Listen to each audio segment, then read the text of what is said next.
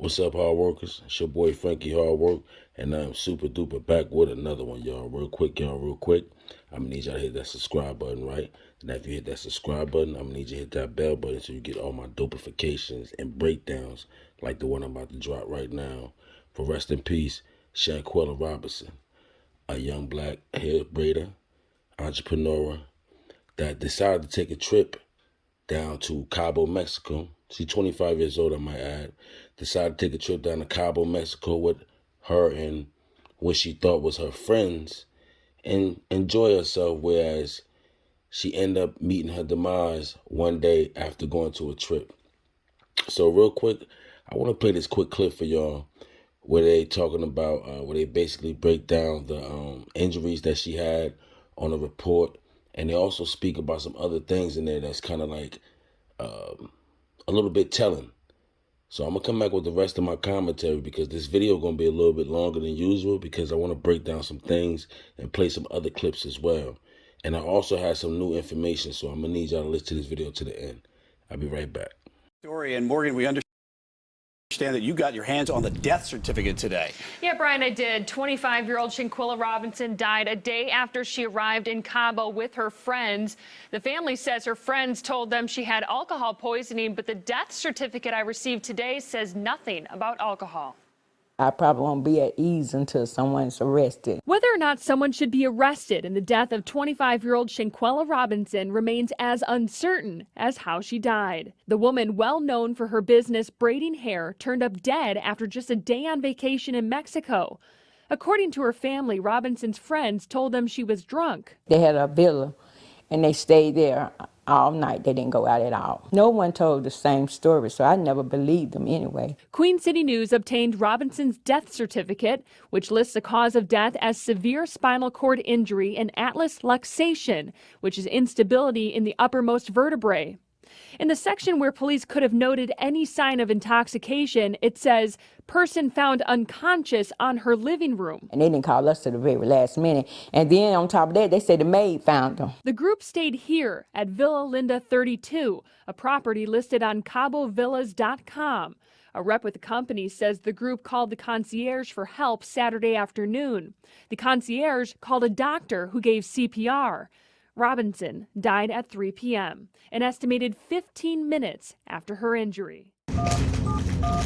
We obtained a list of 7 guests who signed into the villa and called the phone numbers they left with the company. Some numbers weren't valid. Please leave your message for... And others went to voicemail. So the death certificate has a section that reads, was it accidental or violent death? Yes was typed into that section, so it's still not clear which one authorities meant to select. See, now, as you heard the news reporter just stated, she said several things that stood out to me, and there's a lot of different types of stories, right? So now one of the things she said was she died 15 minutes after her injury. So that means it had just happened. Now remind you, this was on a Saturday. This is on a Saturday this happened. This is on a Saturday where the nurses, the maid found her unconscious and things of that nature, right? And they said that she died 15 minutes after her injury. Now, I'm going to play this clip for y'all, and this is the guy, Nasir. And he was the one that people was looking at as a suspect, and he was on live. So I'm going to play this quick clip for y'all real quick. But one more thing I want to say as well. Like I said, they also said that she was found in the living room unconscious. And remember, they said she passed at 3 o'clock, right? I'm going to play this quick clip of the dude Nasir pretty much explaining his story. Then I'm going to come back and speak on something. And then I'm going to play some more clips for you too, because the dude Nasir was actually on a phone interview with this guy called North Carolina Beat. I'm going to play something about that real quick, so I'll be right back. Cooking, so we made it to the living room. I cut on some soft music, sitting with her, rubbing her head, just chilling, waiting till the nurse came, because that's what I was informed that was happening. At first, I was told that it was a male coming, and then a female showed up. So By that time, I skipped another thing. Quilla wasn't found dead. She wasn't found dead. The maids found her slumped over the toilet in her room. That's what they did find her, slumped over her toilet in her room. That's what I was told. Quilla was not dead when I got there. Yeah, boom. Okay, so when I get in there, I go in, I see Quilla, I see she chilling, I put her on her side. I go out and make that video where I'm talking about I'm here, Quilla get up. I'm thinking like, damn, we got stuff to do. ATVs, a boat, dinner. I missed the chefs, I missed everything. So I'm like, damn, I'm thinking, Quilla, let's get up. I sit up. I say that in the video. Everybody can hear it. Everybody knows. Everybody that know me heard me say this shit. That was my first video when I got there, or second, because I made a video of he pulling up to the villa. But he was cutting up the guy. I'll get the timestamp for y'all, but that's not gonna work. So I guess the real FBI or whatever had to put those right timelines together. But I'm gonna start with the NCB. That faggot is so stupid and got y'all believing everything that's wrong. I was not there till the next day. I didn't see a fight. I didn't know it was a fight. I didn't know it was a video. I didn't know they did any harm, anything. I went in there and told there was alcohol poisoning, so that's what I helped her as. I didn't leave her side. I cut on soft music. Summer Walker rubbing her head till the nurse came in. Nobody even talked about the nurse. Nobody even said a nurse came. None of this stuff. So I'm really not understanding. That's it. But I didn't really go in there like, damn, y'all jumped her. Y'all beat her ass. What's going on? Like, could they know? Man, and nobody even told me about nothing. I was blind to everything. I'm literally in there giving her my all. Like, come on, girl. We is 2,000 miles away from home. 2,000 miles away from home. Don't nobody deserve this. Damn, 51 questions. Bro, why is y'all talking about boys that y'all kill y'all friend? I wasn't there. I don't have those answers for you from Friday to 3 o'clock when I got to Cabo. I just don't have them answers. I posted my flight itinerary. When I got there, I can't make that up. I can't. I really don't know what else to do but show y'all fucking the real tickets if I could even find them when I landed and didn't land. But I could post the video, I could show the video, it's gonna show the timestamps because it's in my archive. I got there at 3-something p.m. One thing I don't understand, right, is why people run to the internet and try to plead their case. You're never gonna win. And the internet court is the hardest court to beat. You're not gonna win unless the internet was right in there with you. You're never gonna win. So I don't understand why he even went up there, because they saying that he went up there to basically, he cried or whatever and was expressing his feeling. With the internet, you gotta keep it short, sweet, and simple, because when he's telling his story, it's not good. I'm gonna just say it like that. It's not good because, he said that he got there after 3 o'clock, right? He's saying this. He got there after 3 o'clock. But the medical examiner stating that she passed at 3 o'clock, 15 minutes after the injury. And then she ended up passing away at 3 o'clock. So he said he got there. Now, when you watch the live, it's another part of the live. It's longer. But I really didn't want to go into all that. If you watch the live, he said that he got there at 3-something, right? And then he did a video by the pool at 4:27, asking her to get up or whatever, right? This is what he said in the longer part of the live. Now, the thing about the internet, they're going to hold you on everything you said, because he then said that he was in there patting on her head, talking to her, things of that nature, right? And playing Summer Walker music. But the thing is, if you was doing that, to me, I would think you seen the injuries that she obtained. You know what I mean? From the beating on that tape, you know that she didn't come out of that beating unscathed, right? So I'm pretty sure from what they were saying, she had busted lip, black eye, scratch on the face or whatever. How didn't you see that if you was rubbing on her head close like that? That's why you shouldn't, if one thing, you can't plead your case. If you're going to plead your case, you got to be very precise, because you have people that listen and listen and listen and listen, right?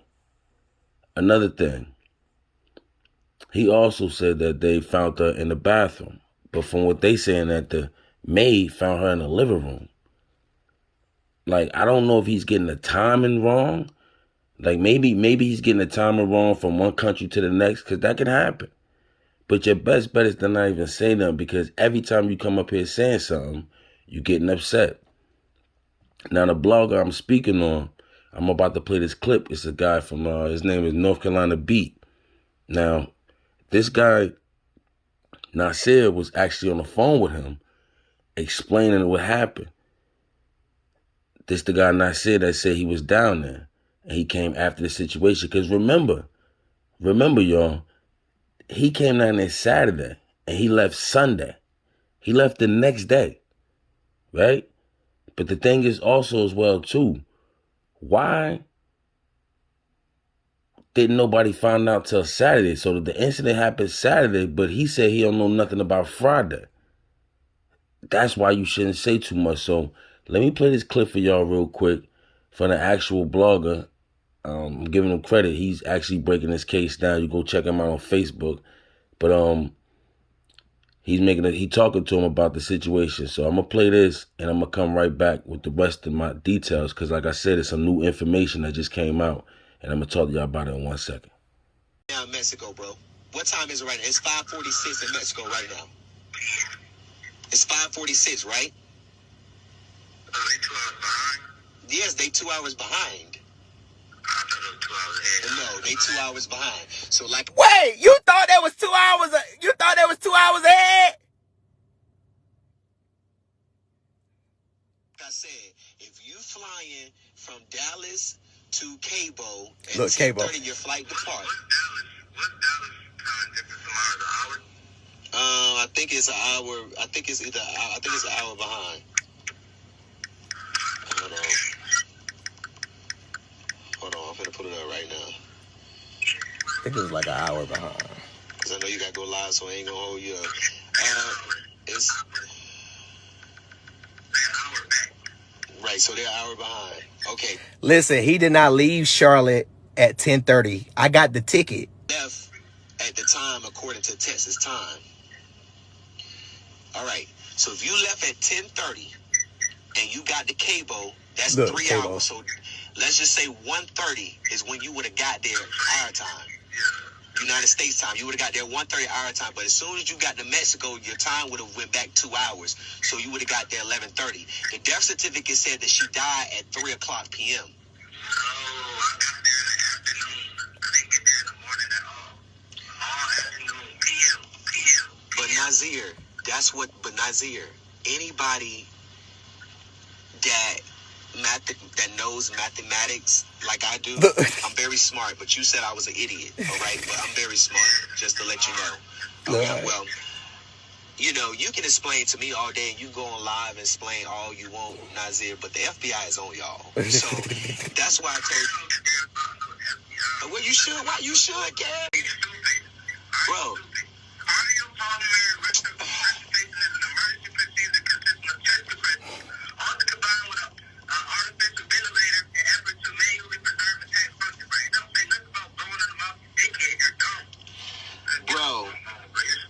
Bro. Exactly. All right, he hung up the phone. I think when he told me that she'd have died at 3:00 is on the text messages on Instagram. All right. He was there. Okay, he said 2:16. Okay, so you were still there. The death certificate stated that she died at 3:00, October the 29th. Okay, if you was there at 2:16, you still was there, a couple of 40 something minutes? 39 minutes, you was still there. So, and she died 15 minutes after the injury, according to the medical examiner. Okay, like I said, he left because of coming on this page, because y'all really pissing me off. Because y'all trying to make it, I believe him. How you believe him? This dude couldn't even get his time together. He just said, I thought the Mexico time was 2 ahead. So if you thought Mexico time was 2 hours ahead when it's really 2 hours behind, bro, you don't even know what time you got there. Then you said 2:60. Then you got on Instagram Live. You said a bunch of bullshit.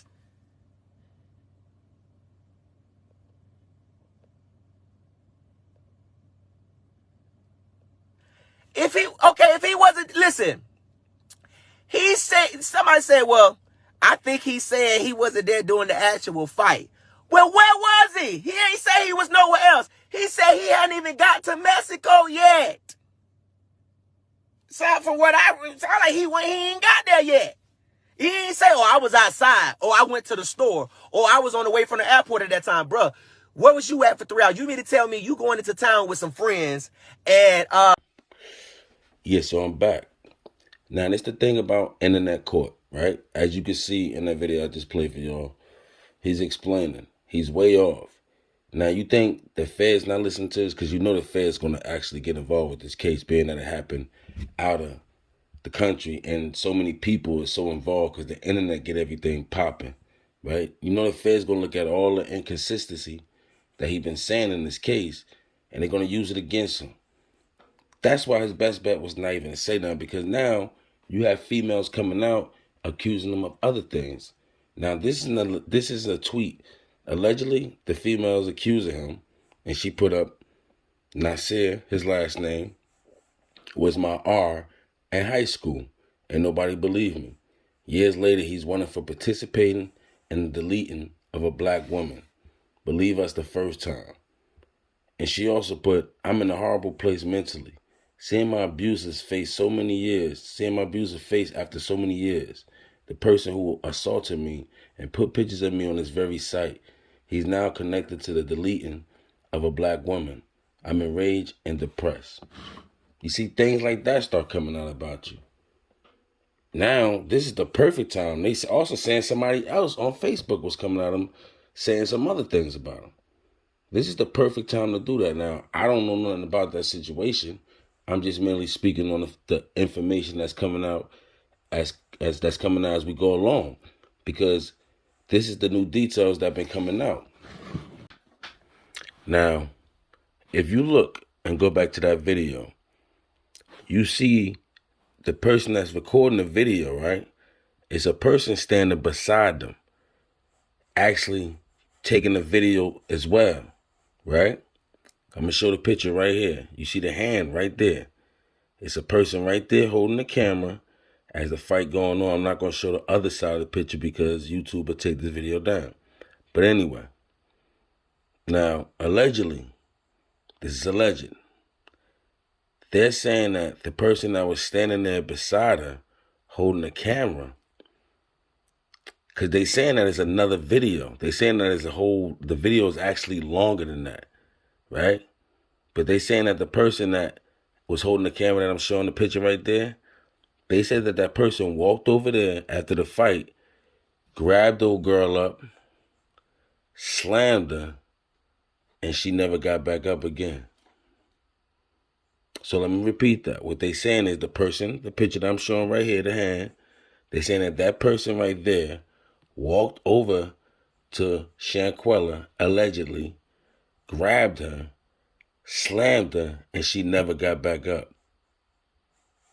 Now, if you look at that video, when you see old girl get down and hit all in the face like that, you see she couldn't even get up. You see she better can get up right then and there. And she looked little. She don't look really that big. She look kind of little. You understand? So this is the new information that's coming out.